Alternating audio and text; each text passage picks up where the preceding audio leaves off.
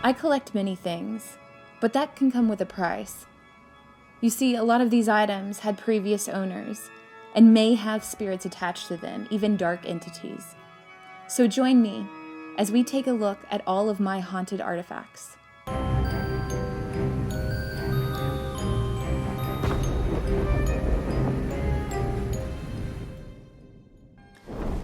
This first artifact is actually a spirit board that was passed down through my family. I opened this board at the age of 13 or 14 years old and decided to do a seance. What was originally supposed to be a very innocent, fun Saturday night turned into something very, very dark. Halfway through this quote-unquote seance that I did at the age of 14, the candles that I had on the table immediately turned black. The flames turned black. It was this blue, dark color. And, the room got completely cold. Not only that, I immediately started to smell this horrible smell that was almost like something rotting, or it was very snake-like, it felt like a reptile smell. I immediately closed the box and said that I would never open it again. That's why it's framed now, and it's never coming out of this glass case. After that event, I started seeing things in the home that I was growing up in. I saw black shadows, shadow figures, walking past doors. Things would fall off the wall in my room. It was a really terrible time. My mom had a psychic medium come over to our house after that to do a cleansing. It kind of slowed down a bit, but, I do believe that there was spirits in my house anyway, so I think that just amped up all the activity. And what a lot of people don't understand about spirit boards, it is a doorway. And even if you are trying to communicate with one person, that doorway can be open and allow others to come in that you probably don't want.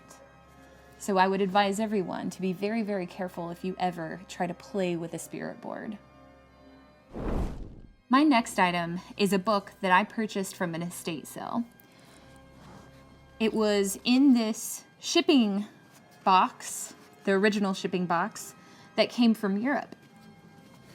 I was very curious when I saw this, so I had to open it and see what was inside. And when I did, I was blown away. It's called Magica Sexualis. It's exactly what it sounds like it is. It's a book about witchcraft and occult sex. Sex with the devil, sex with demons, witches, and orgies. So I will read some of the titles we have in here. Sex in the World of Magic. The Witch's Sabbath. The Black Mass and its Orgies. Vampirism. Werewolves and vampires.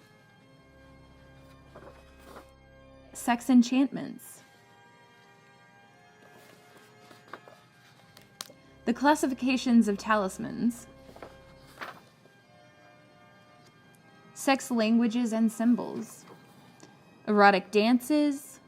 Sexual music.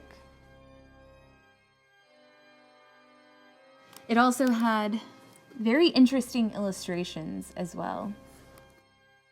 Very creepy. Clear images of, sex with demons.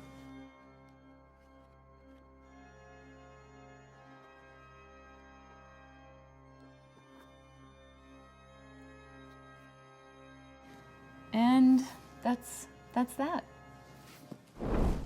My next item is a bit more of a religious artifact. It's an exorcism kit that was actually used. It was given to me by a dear friend. And this was used in an exorcism. It is a traditional exorcism kit. You would place it on the table and place the cross in the stand. You would use your beeswax candles and put them here in the candle holders. And you have your holy water as well. The cloth that came with it actually has blood on it, so I'm not really sure what happened in this exorcism, but it is very fascinating and very creepy. This is not the only exorcism kit that I have. I have about 3 other ones, but they're locked up for safekeeping.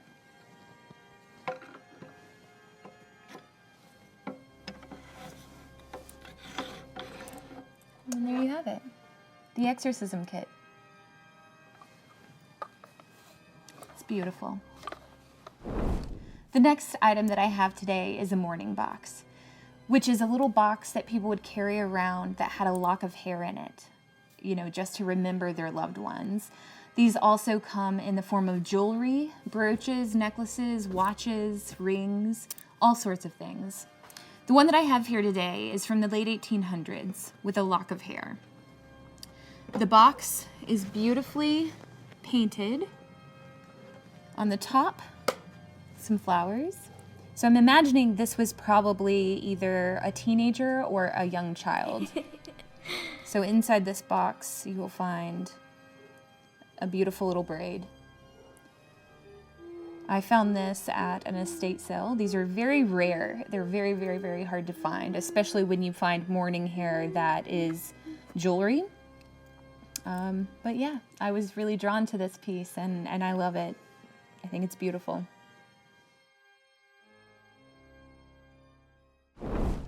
So the next item I have is a very old cradle from the early 1900s.